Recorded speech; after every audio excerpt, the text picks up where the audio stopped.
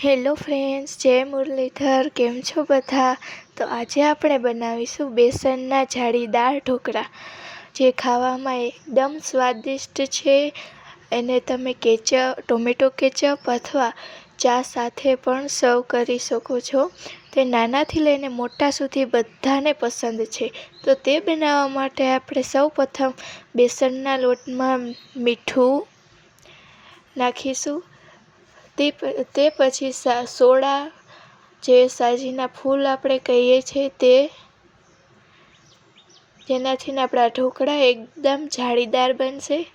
હવે તેમાં નાખીશું લીંબુનો રસ, જે આપણા ઢોકળાને મસ્ત ખાટા મીઠા બનાવશે, જેનો સ્વાદ નાના છોકરાઓને સૌથી વધારે પસંદ હોય છે. તો હવે તેમાં નાખીશું આપણે પાણી, જે આપણે થોડું થોડું કરીને નાખવાનું છે, જેનાથી આપણા બેસનના લોટમાં જરા પણ ગાંગડી ના રહે. થોડું થોડું પાણી નાખીને તેને સારી રીતે મિક્સ કરી લેવાનું છે. સારી રીતે મિક્સ થયા બાદ તમારી પાસે જો ઢોકળિયું હોય તો પણ ભલે, અને દેશી ઢોકળિયું તમે ઘરે જે બનાવો છો ટૂંપડીમાં, તે કરો તો પણ ભલે. તો મારી પાસે ઢોકળિયું છે, છતાં પણ મેં દેશી રીતે બનાવ્યું છે. તો આપણે તેની પ્લેટમાં સારી રીતે બેસનનો જે પલ બનાવ્યો હતો તે આપણે એમાં નાખીશું, અને તેને આપણા દેશી ઢોકળિયામાં સારી રીતે સેટ કરવા માટે રાખીશું. તેને વારંવાર ખોલવાનું નથી. વારંવાર ખોલવાથી ઘણીવાર આપણા ઢોકળા કાચા રહી જતા હોય છે. તો આપણે તેને સારી રીતે બંધ કરી દેવાનું છે. હવે આપણા ઢોકળા સારી રીતે પાકી ગયા છે. તો હવે તેને વઘારવા માટે સૌપ્રથમ ગરમ તેલ કરી તેમાં રાઈ, જીરું નાખીશું અને તેને સારી રીતે ફૂટવા દઈશું, જેનાથી આપણે રાઈ કડવી ના લાગે.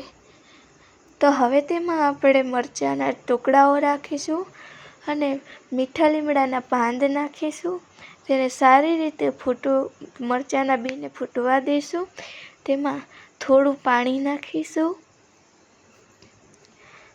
અને તેમાં હવે થોડી આમથી આપણા ઢોકળાને સરસ ખાટા મીઠા બનાવવા માટે ખાંડ નાખીશું. ખાંડ નાખ્યા બાદ થોડી વાર તેને ઓગળવા દઈશું. ઓગળ્યા બાદ તેને હલાવી અને ઢોકળાઓના ટુકડા આપણે પાકી ગયા બાદ ઢોકળાઓના ટુકડા કરી લેવાના છે, અને તેની ઉપર આપણે જે વઘાર કર્યો હતો તે નાખવાનો છે. સારી રીતે બધા ઢોકળા ઉપર આ વઘાર પડે એ રીતે આ વઘારને આપણે છાંટવાનો છે. તો આપણા સરસ મજાના જાળીદાર અને મસ્ત નાનાથી લઈને મોટા સુધી બધાને ભાવે તેવા બેસનના ઢોકળા તૈયાર છે.